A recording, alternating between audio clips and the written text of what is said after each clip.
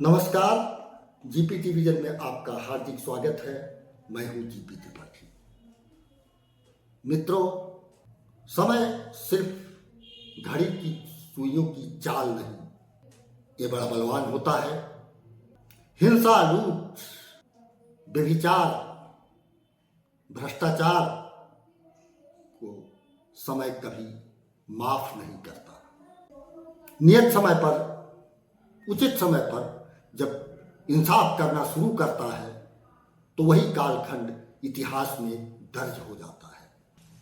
मित्रों, आप कल्पना करिए कि जैसे इस समय अमेज़न विदेशी बड़ी कंपनी है। अगर यही कंपनी अपनी फौज बना ले और भारत के हर क्षेत्रों में दखल देने लगे, एक अधिकार स्थापित कर ले, तो कैसा महसूस होगा? मित्रों, ऐसा भारत में हुआ था। हम बात करने जा रहे हैं ईस्ट इंडिया कंपनी की। मित्रों, 31 दिसंबर 1600 को ब्रिटेन के 200 अंग्रेज व्यवसायी महारानी एलिजाबेथ प्रथम के पास जाते हैं और उनसे भारत एवं भारत के आसपास के देशों में व्यवसाय करने के लिए अनुमति चाहते हैं। महारानी से वे सब तर्क देते हैं कि इस व्यवसाय से ब्रिटेन की गरीबी मिटेगी और ब्रिटेन समृद्ध होगा।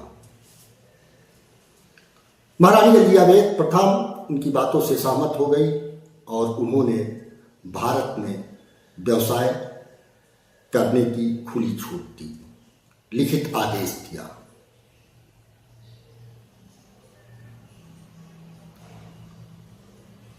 इसके बाद वर्ष 1608 में उन्हीं चतुर अंग्रेजों में से कुछ अंग्रेज भारत आते हैं और भारत के तत्कालीन सम्राट जहांगीर से मुलाकात करते हैं। उनसे बिजनेस करने के लिए सहमति बना लेते हैं और सूरत शहर से अपना व्यवसाय शुरू करते हैं। कंपनी का व्यवसाय दिन दूना रात चौगुना की रफ्तार से बढ़ने लगता है और स्थिति यह हो जाती है कि काफी बड़े क्षेत्र तक उसका व्यवसाय फैल जाता है।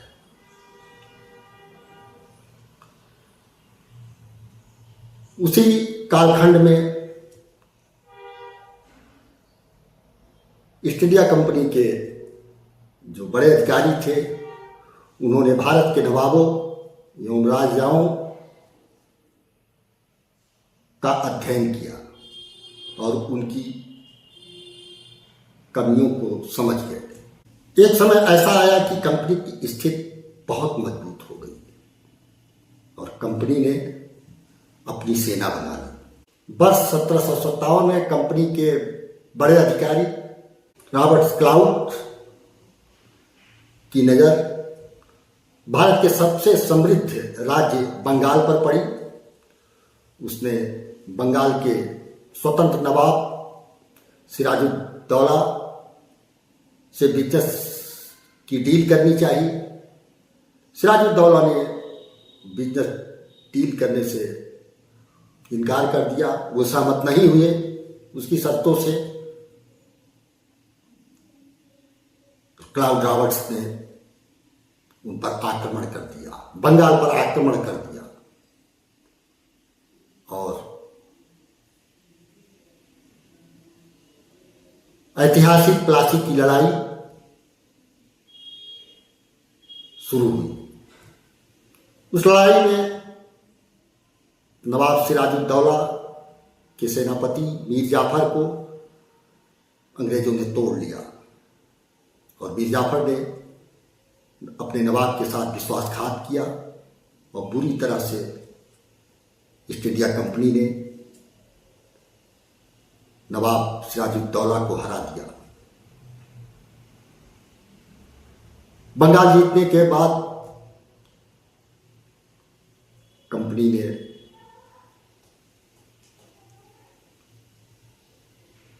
पूरे राज्य को अपने कब्जे में ले लिया। व्यवसाय के साथ साथ राजनीतिक रूप से किसानों से लगान भी वसूलने लगी। अपने लाभ के लिए भारतीय संसाधनों का छल बल से खूब दोहन किया। इसके बाद अन्य राज्यों से समझौता संधि किया। जो राजा या नवाब उसकी शर्तों से बातों से सहमत हो जाते तो उन राज्यों में भी अपना बिजनेस करती थी, और जो नवाब और राजा उसकी शर्तों से सहमत नहीं होते थे उनसे वह लड़ाई लड़ती थी और पराजित करके बंगाल की तरह उन राज्यों में भी बिजनेस लूट खसोट तांडव किया करती थी। मित्रों, उसकी सेना बड़ी शक्तिशाली थी। 2,60,000 से ज्यादा सैनिक थे। सेना में ज्यादातर 80% से ज्यादा भारतीय ही थे। मित्रों, अपने ताकत छल बल से उसने भारतीय संसाधनों का खूब दोहन किया। इससे देश की आर्थिक स्थिति कमजोर होती जा रही थी। भारत की ही तरह उसने पड़ोसी देश चीन के साथ छल बल से बिजनेस किया। चीन से भी उसने लड़ाई लड़ा और लड़ाई लड़ करके वहां भी अपना साम्राज्य स्थापित कर लिया। चाय इत्यादि वस्तुओं का बिजनेस चीन में भी करती थी। मित्रों, ईस्ट इंडिया कंपनी पूरे एशिया महाद्वीप में जो चाहती थी वह करती थी। उसका वचन ही उसका शासन था। मित्रों, अति सर्वत्र वर्जते, जब पाप का घड़ा भरता है पूरी ताकत धरा का धरा रह जाता है। यही हाल ईस्ट इंडिया कंपनी के साथ होना शुरू हो गया। मित्रों, जो सेना ईस्ट इंडिया कंपनी के अफसरों की गुलाम थी, उनके हर आदेश का बड़े अनुशासन के साथ पालन करती थी, उसी सेना को जब ये पता चला कि कारतूस में गाय और सूअर की चर्बी लगी हुई है तो सैनिकों में विद्रोह हो गया।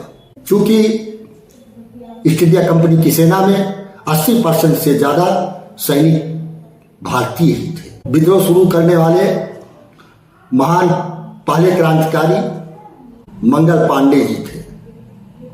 मंगल पांडे उत्तर प्रदेश के बलिया के रहने वाले थे। उन्होंने मारो फिरंगी कहकर एक अंग्रेज के बड़े अफसर को गोली मार दी। उनके द्वारा बोला गया शब्द मारो फिरंगी को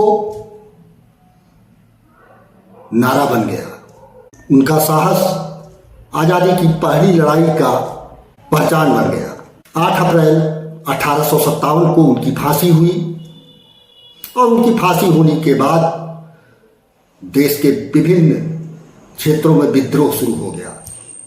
तमाम अंग्रेज के अधिकारी मारे जाने लगे, उनकी पिटाई होने लगी, जिससे ब्रिटिश हुकूमत के हाथ पांव फूल गए और कंपनी की जड़ें हिल गई।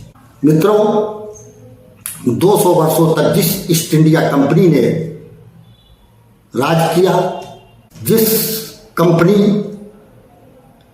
के समय को समृद्धि के पंख लगे थे, उसकी स्थिति पंख कटे पक्षी के समान हो गई थी। आखिरकार वर्ष 1858 में ब्रिटिश हुकूमत ने ईस्ट इंडिया कंपनी के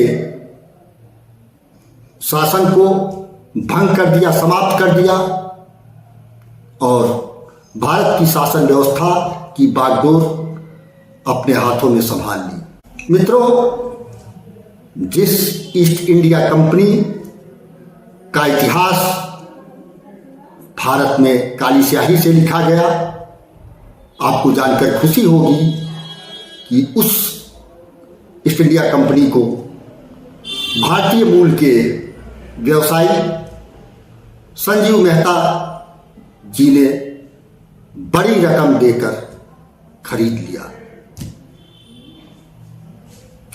वर्तमान में भी वह कंपनी चल रही है। संजीव मेहता जी बहुत गौरवान्वित रहते हैं इस सौदे से। तो इस वीडियो में इतना ही। आपसे अनुरोध है, कृपया चैनल को लाइक करें, सब्सक्राइब करें एवं शेयर करें। आपका यह शुभ कृत्य हमारे लिए पुष्प वर्षा तुल्य है। नमस्कार।